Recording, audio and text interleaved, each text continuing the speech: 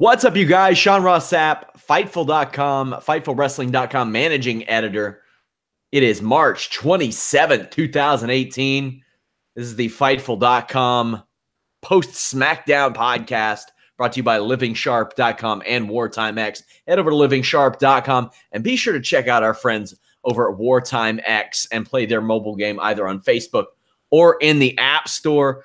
We got plenty to talk about tonight. SmackDown Live, we're going to talk about New Japan, Strong Style Evolved.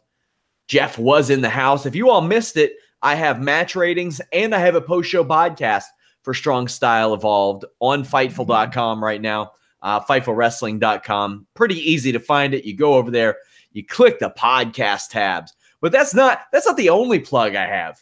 We got alternate commentary for the WrestleMania 2000 Hardcore Battle Royal on Fightful.com. That was a blast. I appreciate all the great reception on that. Anna joined me for that one. We have the April 2018 through March 2019 WWE touring schedule. Christopher Harrington got a hold of that exclusively for Fightful.com. So go check that out. And then, actually, I'll go ahead and introduce Jeff Hawkins here. Here's Jeff. Hi, how are you? Today, I would just like to. Oh, you have an intro. Okay, go ahead. Today, Ronda Rousey claimed that she was not capable of time travel. No, she's not. Alex Palowski thinks that maybe she is, and she's a part of Skynet. And you all can read about it at FightfulWrestling.com. I will also confirm I am not a time traveler. I did play Time Pilot a few times in my youth, but I am not a time traveler. I was a Time Splitters guy, and hey, whether it's the tag team or the PlayStation 2 game, I'm all about it. By the way, the sneakiest, best running just short sketch in SNL to me, time traveling Scott Joplin talks about women's tennis. It's so just absolutely absurd. I loved it. Make sure you all check out all the goodies over at Fightful.com. We got plenty match ratings after every show, including Strong Style Evolved, and we have a full weekend of WrestleMania content for you. I'm going to unleash just a bunch of exclusives, a bunch of columns, all kinds of cool stuff for that weekend. You know we're there Saturday night like 2 or 3 different times, Sunday, Monday, Tuesday. It's all coming at you, and we'll have more details on this Fightful premium service coming very, very soon. But we got SmackDown Live to talk about tonight. But before we get into that, Charlotte misses tonight's Mixed Match Challenge because WWE may have booked themselves into a corner, or do you think that it's because she's really injured? I know that she's not there, so there's that. I am of the opinion that I don't care because I think this is fortuitous either way. If it's real and it's not major, great, but it keeps her off TV, especially after blowing it last week. It keeps them from doing a 50-50 angle, which was my fear. And it gives them an out if they want to do it instead of the Charlotte's on a losing streak gimmick, Charlotte is injured gimmick going up against Asuka, and it gives them an out, which I think is kind of lame. It's not optimal, as I tweeted, but it's better than it was. And I still think you want both people as strong as possible coming into this match and killing it. But instead, they're going to go this route. If they're going to go this route, I'd much rather not have Charlotte going 50-50 going into it. I would agree. I want it to be something very special. Also announced this week, Shane McMahon dealing with diverticulitis. No bueno. That's rough. I've dealt with it. You catch that from falling out of a helicopter? No, but you can from eating too much protein and not enough fiber. So yep. He's obviously I'm in training. Yeah, and you don't want to catch it in a foreign country either. That's the other thing. I don't want to catch any disease in a foreign country. I just don't. I would agree. But he apparently is good to go for WrestleMania. But let's go ahead and get into SmackDown Live. If you all saw on Twitter, been leaking out a script or two here and there. You all can check it out. Follow me at Sean Ross Sapp. One of those involved Rusev teaming with Jinder Mahal, and this would have ramifications for WrestleMania. Sunil Singh comes out heavily bandaged, and Jinder says that he can't wrestle. Jinder recruited a replacement, however, Rusev, his former tag team partner. I like this. It made sense for Jinder to go there. He knows Rusev. They're buddies. Why not? Yeah, but you're connecting those dots. They didn't. That's my problem with this. We can do this all day. I love doing this type of thing. Well, yes, and that it makes sense because, Jinder and Rusev, but they had the breakup long. They never buy into this continuity, which is one of the reasons I hated this first hour. I loved the second hour, did not care for the first hour at all because it didn't reward you with being intelligent at all, especially this tag match. I'm just like, until the vignette after the match, which I loved, I was waiting for someone to bring up, that they've teamed before, right? Just somebody just bring it up so that you reward continuity. That's all I wanted here. That's all you have to do. Paul Heyman last night rewarded continuity, as Alex pointed out. On that show, he said, okay, maybe he insinuated that he hired these guys to dress up as U.S. Marshals.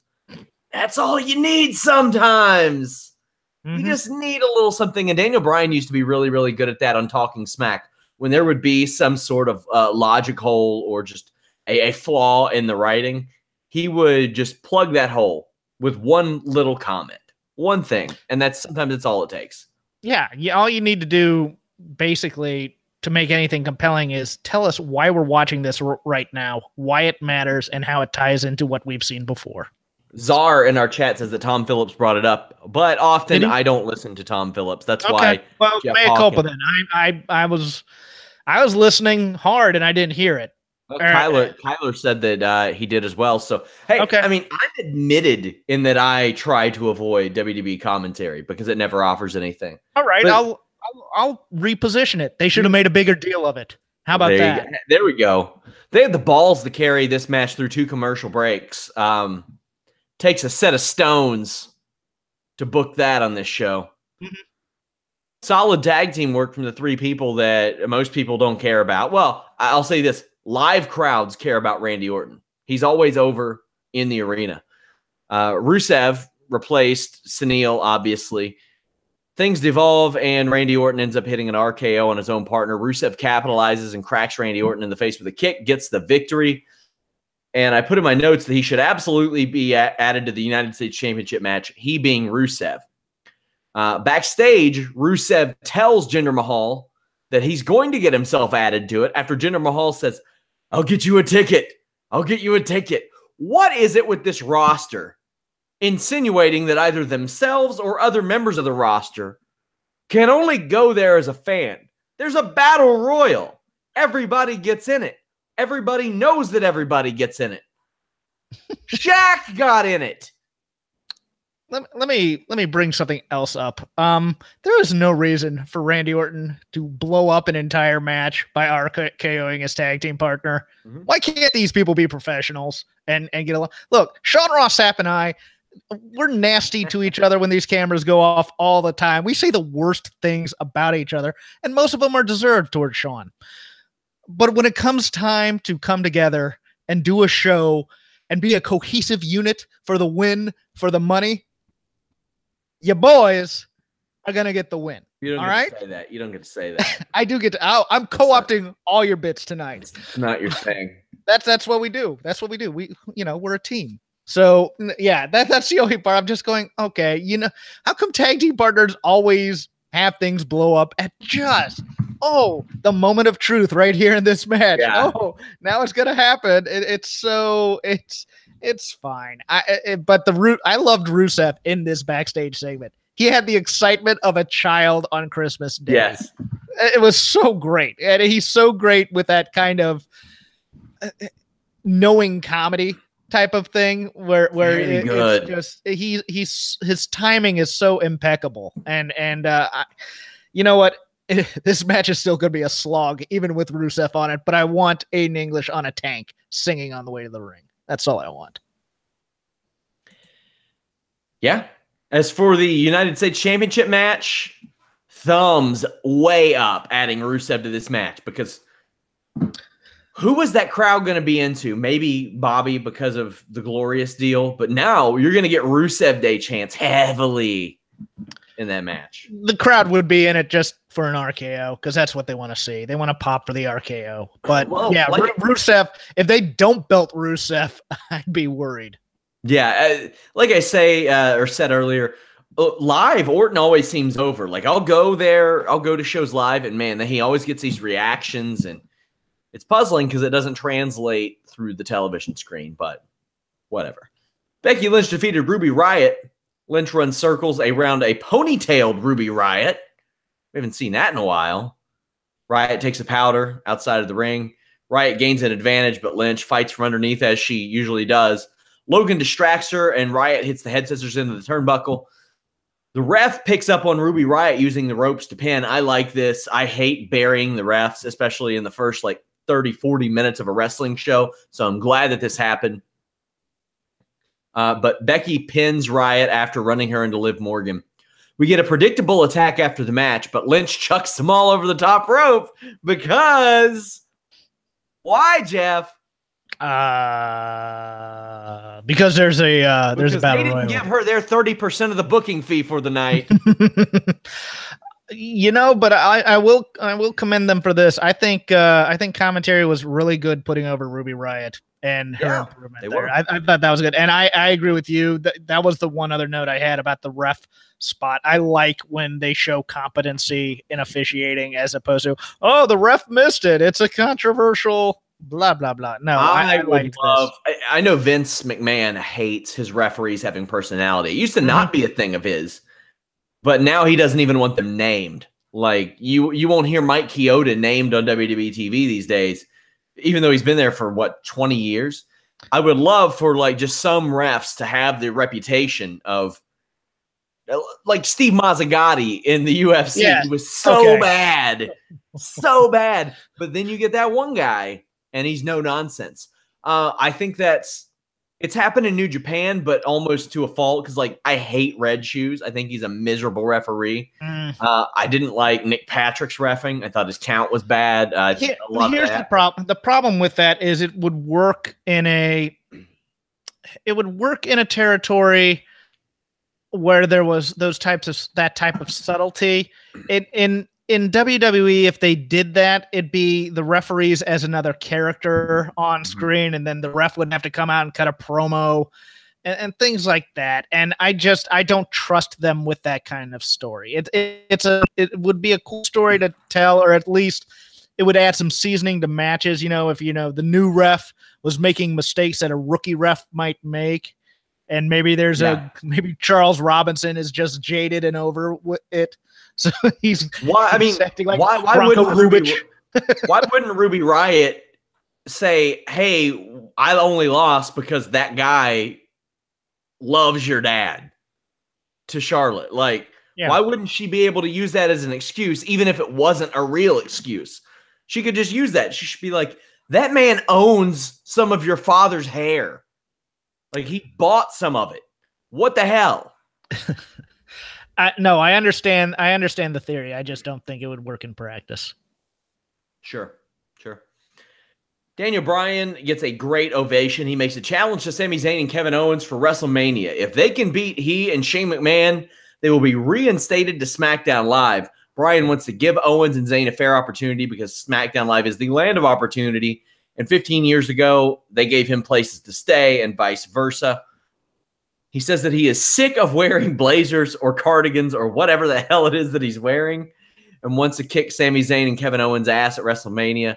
Just the passion that shines through when Daniel Bryan is talking right now is whether he stumbles or not, it ends up being good.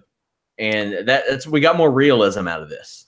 Oh, I stood up after that one and paced a bit. I loved that promo so much. That was by the way, I believe that was a button-up cardigan he was wearing. I am not a fashion guy though, by any means. No, this up until that promo tonight, I thought the best thing because I do this thing on the other show where it's like, what's the best thing you saw, or what's your favorite thing you saw in WWE this week? And it was going to be the Stephanie Hunter video. was good. This thing was spectacular. I love real emotion, Daniel Bryan. I don't care that he stumbled on tripped over, I'm going to kick your ass, because it felt real when he said, I'm going to kick your ass.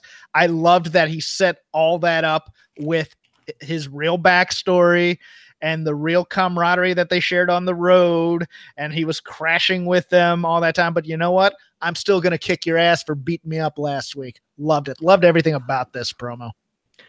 Shane McMahon has been discharged from the hospital. I think we can confirm that he's tougher than Brock Lesnar. He overcame diverticulitis. His striking's probably better. Oh, let's not. You can ask Jericho about that. If Shane's striking is better. No. Well, I'll tell you this: Shane trains with Phil Nurse. Stephanie McMahon trains with Seth Petrozelli. That's all you need to know for you MMA fans. Not that there's anything wrong with Seth Petrozelli, but different levels.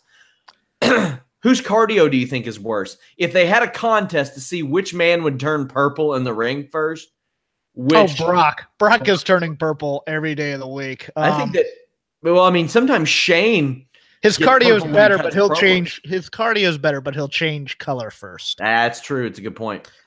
Owens and Zayn agreed to this challenge on Twitter.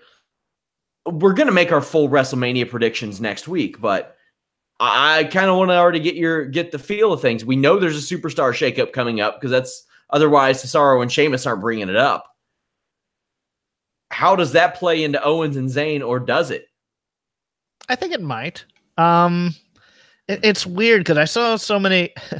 The internet is full of great booking ideas that will never come to pass, unfortunately. And I was still buying that Shane was going to be out of this match, so Daniel Bryan might need a partner. And I absolutely loved the idea of Johnny Gargano doing that. It was such a great out-of-the-box thought that I had never come up with. But if they did like a video promo next week for it, it'd be great. But since that's not happening, I have this bad feeling that one of the people turns heel in terms of Shane or Daniel Bryan. Oh, I would love for it to just turn into a 3-on-1 ass kicking of Shane McMahon to get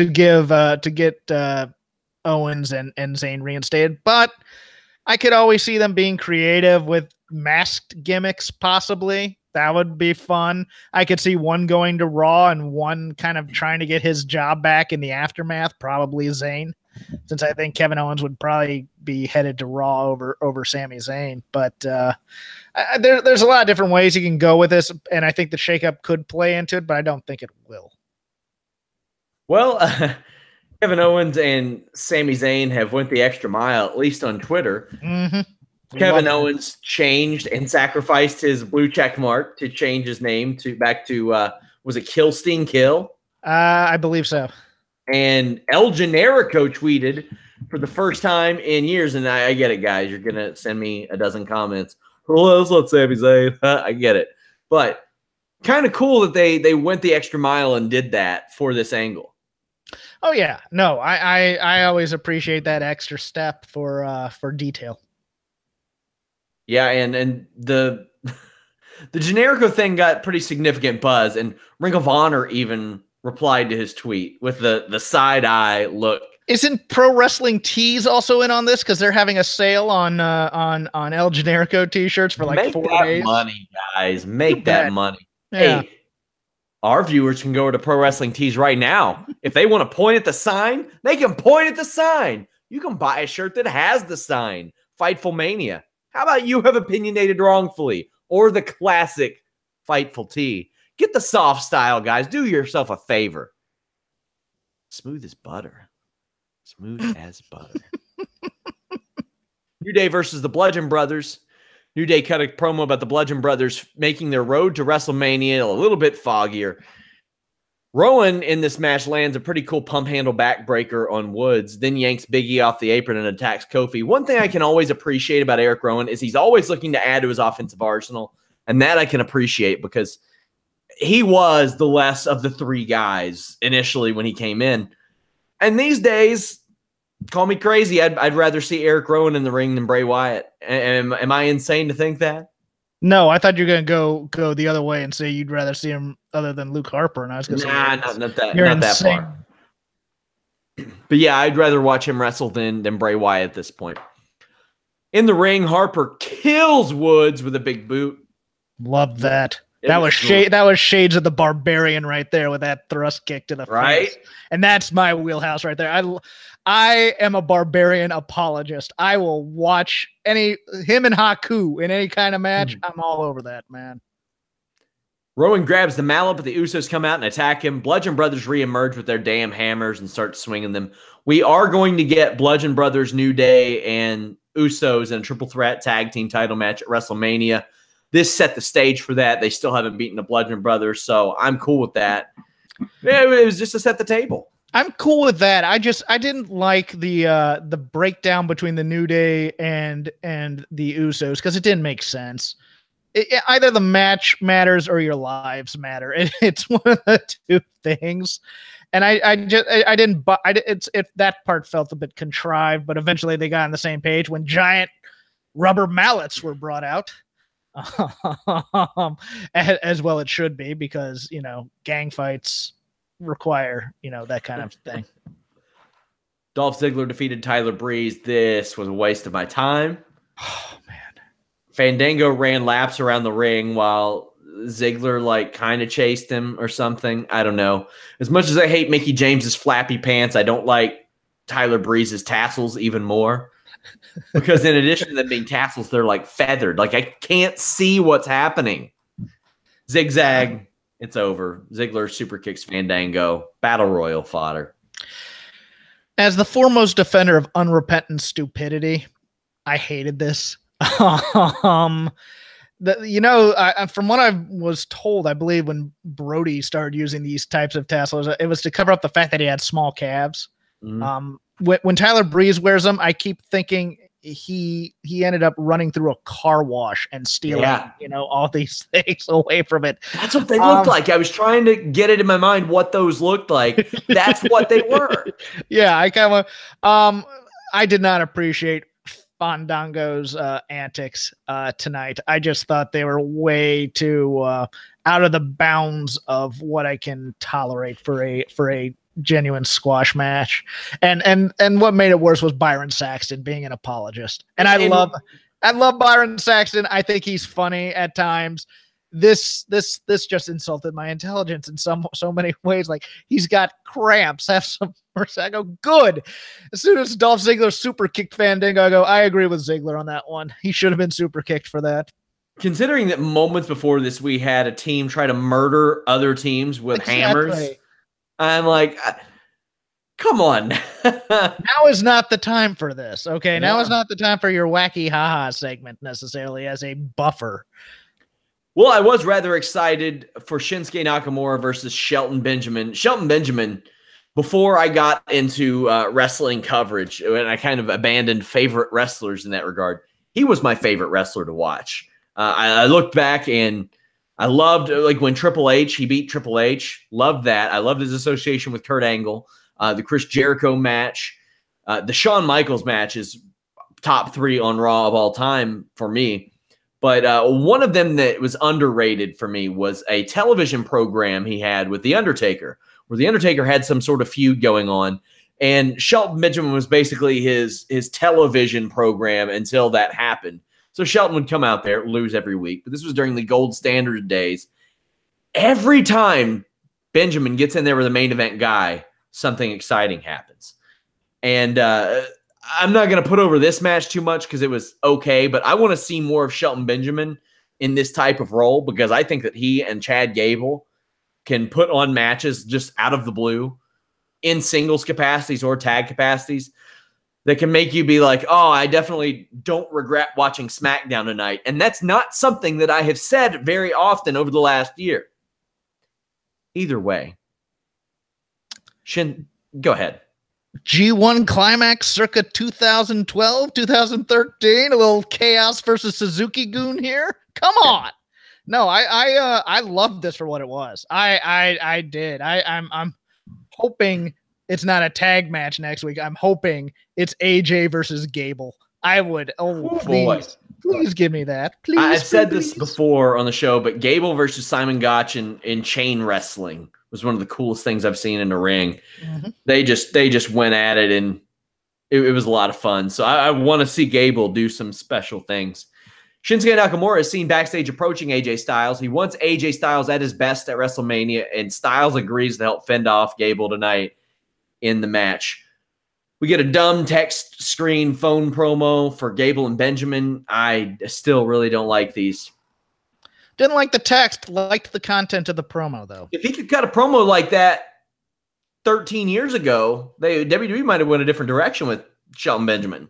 Oh, definitely. I mean, look, I still think he is owed something for the amount of sacrifice he put in those Money in the Bank matches. And his rather unreasonable firing in 2010. Yeah. That was weird. But I will say that one of my favorite segments in Raw history is the "Are you ready for some wrestling?" thing with him, Trish Stratus, and Vince McMahon with the broken nose after the Pistons Pacers brawl. Do you remember that? Because I remember there were people from like the NFL and WWE that were like, it would kind of take shots at wrestling, and some or I don't know if it was executives, but TV companies, they would liken it to pro wrestling. We don't want to be pro wrestling. Mm-hmm. Vince McMahon took a little bit of exception to that. That is worth going out of your way to see for younger viewers who may not even know what I'm talking about.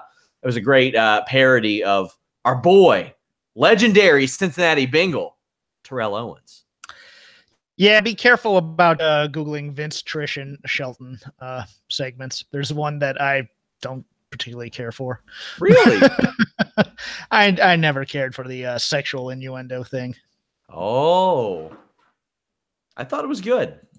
Okay. To each their own. We're talking about the backstage locker room one, yeah? Mm-hmm. Yeah, I loved that one. I thought it was funny. Okay. After a few minutes and a commercial break of like just starting off some chain wrestling, Nakamura pieces together a good combo in his corner knees. Benjamin follows with a knee in the corner of his own and a Northern Light suplex.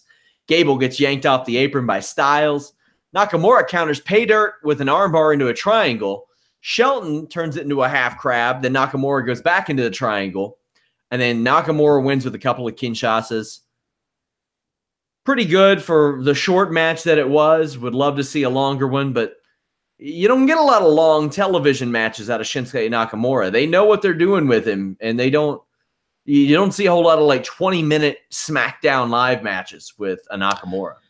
Yeah, and as much as I liked Shelton here, and I thought they did him well, especially for the amount of time that he gets on TV these days. I mean, he got to represent himself quite well. My preference is I need some stakes here to let me think that Shelton might win in some ways. And I didn't get that. But overall, I liked this. I'd love to see a 15-minute give them as much time as that opening tag match and let them work something. I think it'd be great. To me, I was like, man, you could have eliminated that Ziggler Breeze match. Mm-hmm. You could have eliminated that. You didn't need that. Whatever. No one cares about anybody in this battle royal. Yeah, or you could have taken 5 minutes off of that friggin' tag team match to start things. Nakamura takes to the mic and says that he appreciates Styles being there at ringside, but he only brought AJ there so he could see how he was going to lose at WrestleMania. Once again, Nakamura outsmarts AJ Styles, and I'm behind that. Because AJ Styles is the kind of guy who, as I mentioned before, even if he's a babyface, you can see the heelish frustration on his face and in his actions and his mannerisms, and he's getting there. Like, Nakamura is just trolling him to the point of no return. And we see it here. Styles says that it's a dream match. And here's the one thing I don't understand. He's like, oh, we're going to tear the house down at WrestleMania. I'm like, shouldn't you want to beat him in 3 seconds? Mm-hmm. I never like that. I don't like Don Callis. We're going to steal the show. I hate that. Yeah. Yeah. I don't like Callis talking about star ratings in the middle of the match. I'm like, you should want like dud every time. You should want quick knockout pin inside wrestling. Oh, well. Nakamura calls Styles too emotional. Gable and Benjamin attack Styles, and Nakamura teases hitting a knee to the face, but stops short and opts to taunt Styles instead. What did you think of all this post-match stuffs? This was fantastic. This is Nakamura as he should be presented. I'd said this originally. To use a character archetype from movies, he should be a dandy from the Old West, the guy who plays kind of mind games and kind of is all, he's a little weird, he's a little eccentric, but really he's a killer. I absolutely loved this. And as much as AJ is starting to go into his heelish tendencies, Nakamura's mind games plays so well into his flamboyant. I almost said flamboyantness, and that's not a word, but you know what I mean. His kind of style in terms of yes, if I'm flamboyant and I'm playing mind games with you, this is how I should be acting. It makes so much sense. I absolutely loved not going through it. As soon as he went back for it, I go, God, I hope he doesn't hit the knee. I hope he just stops and laughs at him. And when he did, I was so happy, Sean. I loved that. That was pitch perfect for this feud. A question in the chat. I like Nakamura, but has he had a match that's lived up to his debut versus Sami? No, not in my opinion. I thought it peaked there for him in WWE so far. I'm sure close. WrestleMania will. He came close. I'm trying to remember which one on the SmackDown roster it was, but no, he hasn't. I as well. I like this. You're limited in what you can do with Nakamura from a verbal perspective, but I think they've handled this pretty well. And there's going to be a lot of people that think it's stupid because he says the same thing every week. That's him when they under AJ's skin. When they originally started this, I'm on record. You can go back and say the only thing he should be saying is knee to face. Yep, and it will work. And this is close, but it plays upon that, and it plays upon other positives.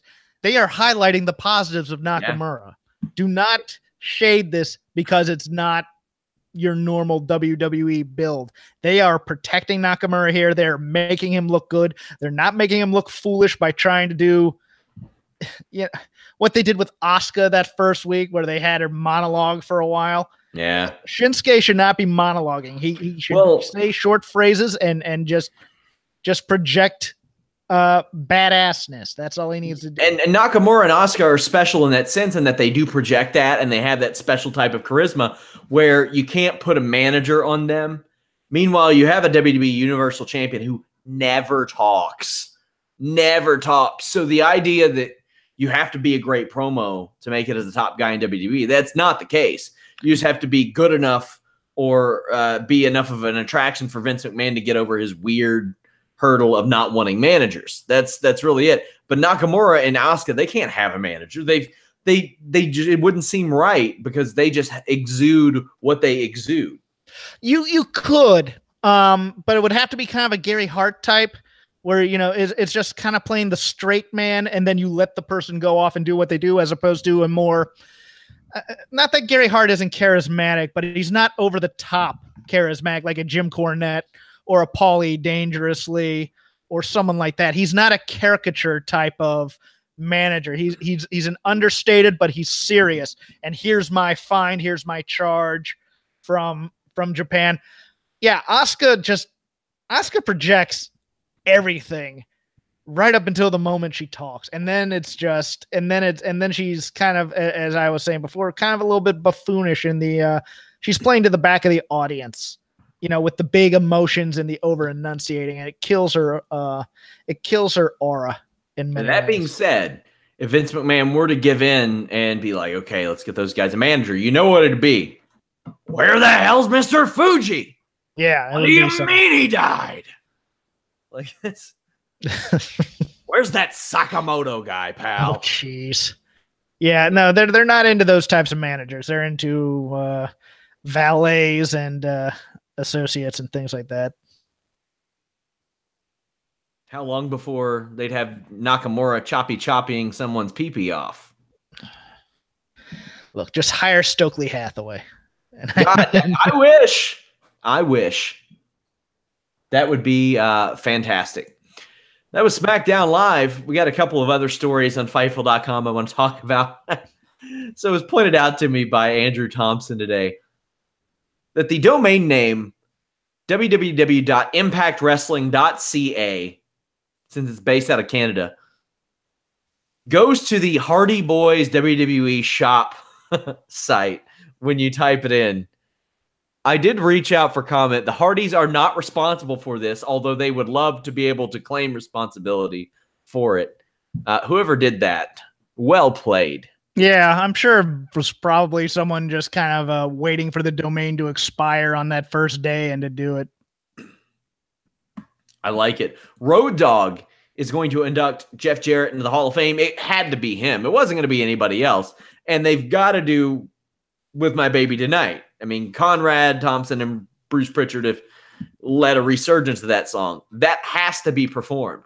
The only reason I thought that maybe it wouldn't be Road Dogg inducting Jeff Jarrett in is because I thought that maybe Jarrett would perform the song at the end of his speech, and then like maybe a curtain falls and you see Road Dogg back there singing it for him or something like that. But we're getting that performance. I don't know if we are. I think we are. I know that they probably want it, but I view Jarrett's speech as probably a little bit more serious in terms of his rehab and just getting out. And I don't know if that would fit tonally with his speech. That's the problem with this. That's my only kind of pushback against, the fun and frivolity and being an entertainer or whatever. If he's giving a serious speech about his struggles with alcohol and drugs and how, the WWE helped him and, he's been in this business for so long, and it's one of those, very solemn speeches. And then, to try and do that kind of shift into, and now I'm going to sing my country hit. I just don't know. You bring him back up. Okay. You send the crowd home happy. Hillbilly Jim is there for the fun and frivolity. I don't know if Jeff Jarrett is necessarily. Yeah, but I mean, good God, look, DDP sent you on a roller coaster on his. You give those, and then you leave them on a high note. Okay. Oh, by the way, I mean, I'm looking for something really good. I legitimately thought that I think it was 2015 when Karen Jarrett and Jeff Jarrett came back to TNA. I thought that was maybe promo of the year in wrestling. I thought that was a badass promo they cut in that ring. Karen Jarrett, especially, she was on fire. She was underrated in that last run with boy. She was great in that spot when they were getting the GFW stuffs. So Strong Style Evolved happened on Sunday. Mm-hmm. You were there. I was there. It was a very, very fun time. Very, very long show with no intermission. It needed an intermission, in my opinion. I know people rail against that sometimes, but especially to have a 30-minute Jay White Hangman Page match in between two hot matches. Hangman tried. Well, no. The match itself was fine. It's just you needed a break to then kind of regroup. Everybody sits down. Now we're going to watch these last three matches. That's all. I thought the show was largely forgettable until that all-time classic main event. I would say that the live crowd, though, made it something, and especially, look, it was what I wanted to see most of all was, of course, the Yano Chuck E. T team. I never expected Toru Yano to be that over with that many people. I thought it was going to be a bunch of, for lack of a better term, work rate geeks, but everybody was into Yano's shtick, and I couldn't have been happier. I love that. And I heard there were some issues with commentary from time to time. I haven't watched it, and with camera work from time to time. And this is my argument, my pushback against. I don't do star ratings. I never have. I mostly like the match. Didn't like the match. That's me. I'm like that. But them missing Kota Ibushi's some of his slip ups. That's why I could never argue for it being a 5-star match. I was watching there live and I saw him stinking up the joint for a few minutes and then getting it back finally. But on TV, I really only saw one of those, and that was the moonsault that ended up swelling up Kenny Omega's eye because he cracked heads with Ibushi. Other than that, we didn't see like really anything of that nature. So it was like a gift and a curse because it missed so much stuff. It didn't miss that much, but there was like a 2 to 3 minute spell there where we were all, the crowd was worried. Oh, is Kota going to be like this the rest of the match? Because it was great. And then we were watching that and going, are they going to get back? And then they had their finishing run, with the table spot. And then it was great. I saw some of the live footage, and I was like, damn, it didn't come across like that on TV. Yeah. So, like I said, a gift and a curse. I loved the match. I thought it was one of the best. Okay, on television, one of the better tag team matches I've seen in the last few decades, to be honest with you, or on TV in a while. Yeah, it was great live.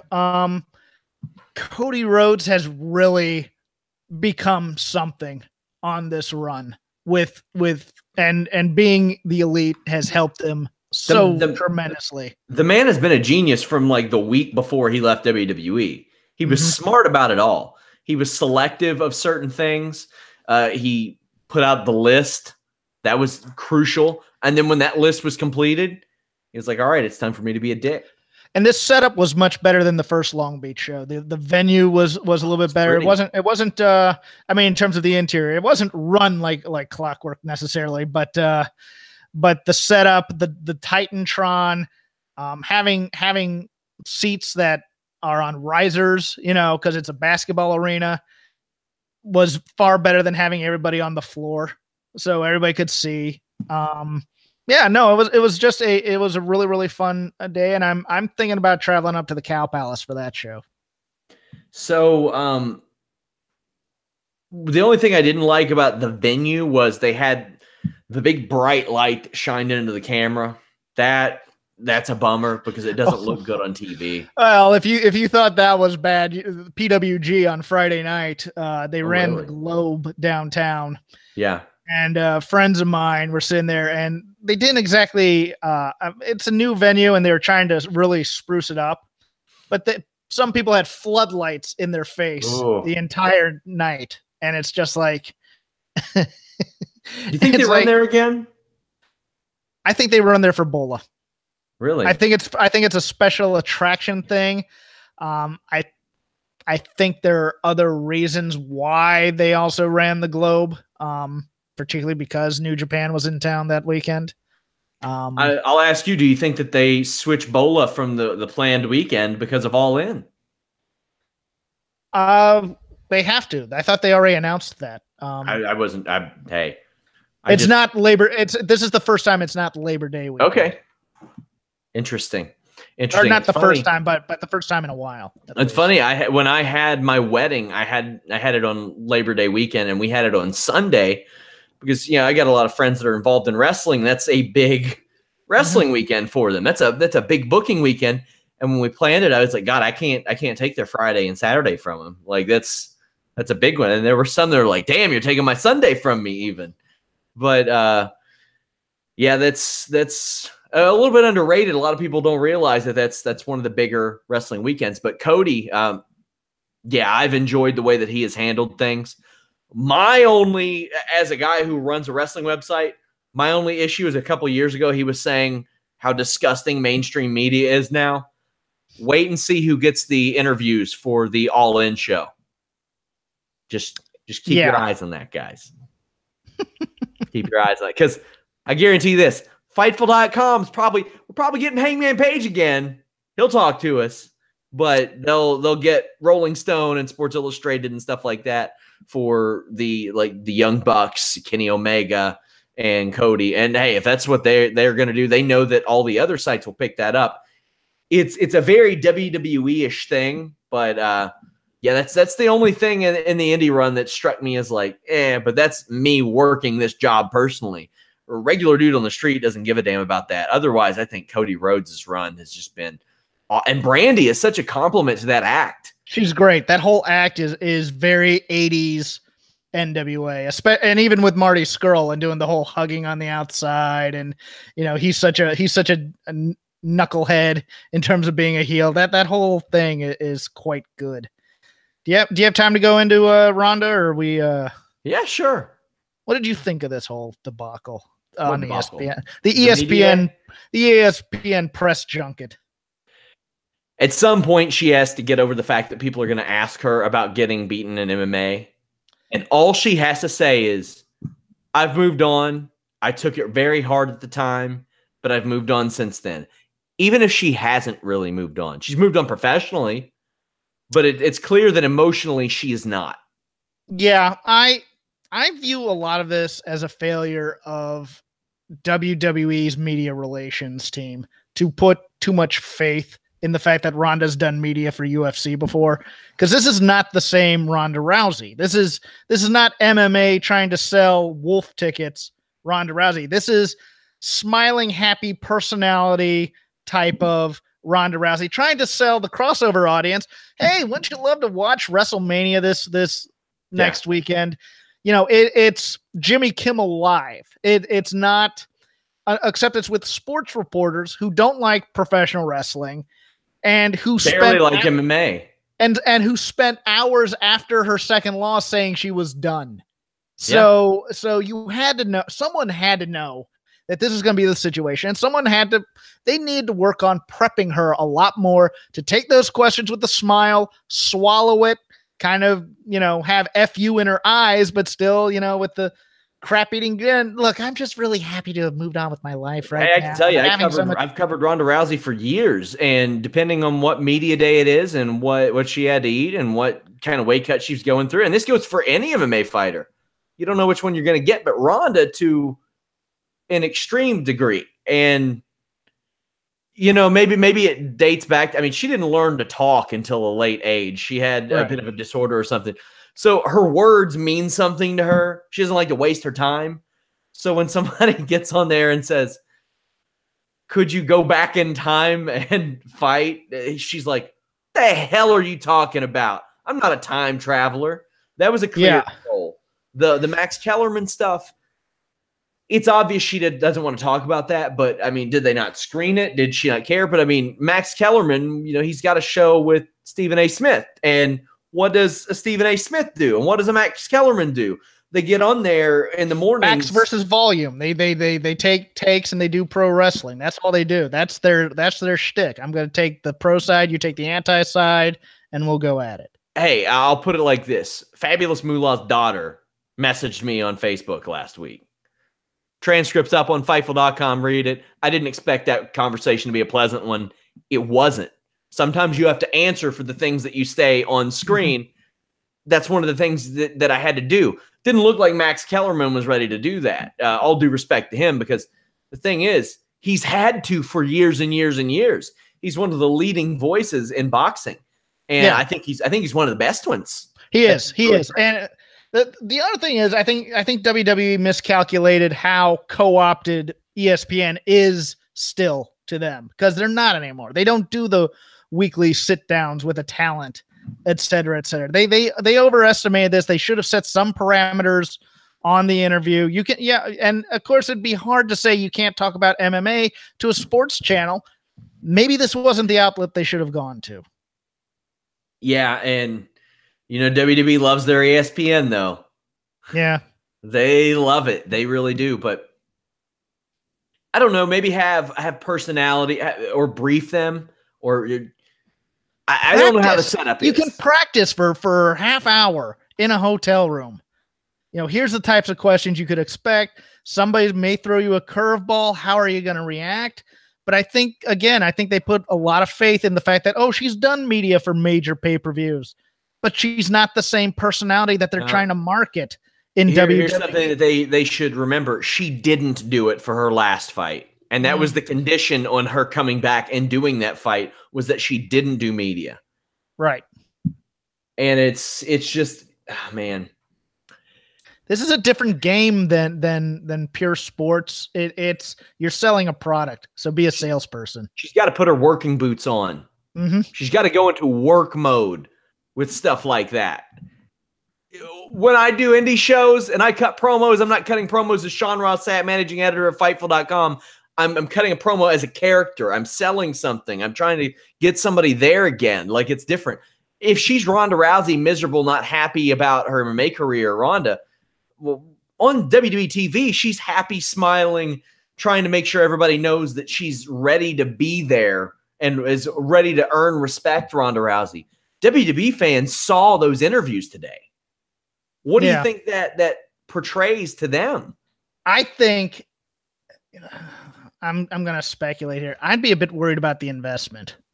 And I think they're probably going to have to turn her heel. Hey, when we broke that news of on Fightful.com last August, we said there was no plan firmly in order. They wanted to make sure that she got some training in and that she understood what she was getting into before they committed to anything. She's miscast. She's miscast in this role. And let me tell you, there's stuff that I can't reveal right now, but that investment is about to get a lot more investy. It's about to get a lot more investy. So we'll see that. But yeah, I love the idea of Ronda Rousey. You've had some people saying, oh, her physical interactions have sucked. No, she did a throw to Dana Brooke that wrestling fans hadn't seen before. Last night sucked. Last night's physical interaction was bad. The ones with Stephanie, the two with Triple H in her past, thought those were great. The Dana Brooke one I thought was very good too, but I wouldn't do that suplex anymore, especially to a Dana Brooke who might not know how to take it very well, but it was just a judo move. Hot dog, there we go. What you got going on this week, Jeffrey? Rob McCarron is currently in Chicago for work. So this week on Shake the Ropes is going to be the return of one Chris Novembrino and possibly special guest star Rich Craich of the Voices of Wrestling flagship. If he can do it, because I think Joe is out of town getting married this week. So yeah, we're gonna go over everything probably with a little bit more seriousness than when Rob's in town, but it'll still be thorough. And a lot about Raw, which had a lot in it. A lot more about this SmackDown, a lot more about Ronda. See what happens the next couple days with her. Stone Osborne in the chat says SRS's wrestling gimmick is Sean Ross Clot, a Kentucky Jamaican. It was a fine effort. Stone, I appreciate you. Tomorrow, Wednesday, on the List and Your Boy, Joey Janela will appear on the show. Nice. That full interview is something to behold. In the full interview, he tells me about how Gilbert got drunk and no-showed Janela's spring break. How he got drunk with Barry Hardy. And how he feared that Errol Hebner would also get drunk and no-show the show. He says that Dink was an asshole, that Glacier wouldn't put him over. Mm-hmm. He really takes Flo Slam to task. I also try to convince him during that interview to fight Matt Riddle for real, because Matt Riddle has not made time for an interview. It is worth a listen. It is a good one. I also have Luke Hawks, who's running the Wildcat show. He's coming up. His interview is available on the YouTube at youtube.com/Fightful. This weekend, alternate commentary podcast, myself and Anna, we're talking Raven versus Big Show versus Kane, WrestleMania 17, an underrated classic. And I actually interviewed Raven in anticipation for this several months ago. So that was a lot of fun. We have exclusives about Jesse Vargas, tons of UFC exclusives. Also this weekend, a Wikipedia fact check with former UFC title challenger and Bellator fighter Michael Mayday McDonald. And I'm releasing shoot interviews with Colt Cabana, Alex Riley, and Dave Lagana. Those will be worth a watch as well. My God, tons of stuff. Follow me at Sean Ross Sapp. Follow us at Fightful Online. Leave us a thumbs up, subscribe. Head over to iTunes, leave us a 5-star review. We are out.